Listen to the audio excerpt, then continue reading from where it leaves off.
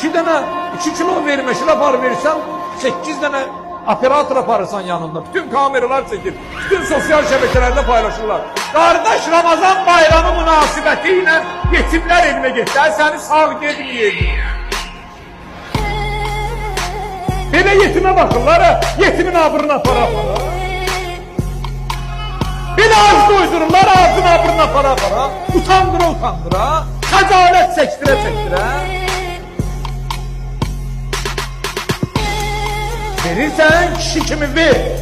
Vermirsen gel özün zəhərlə. Allah'ın heç bir bəndəsinin sənə ihtiyacı yok.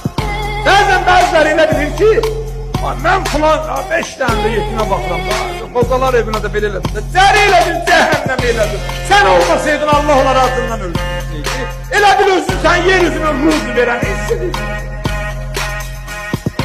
Sen olmasaydın falan yetim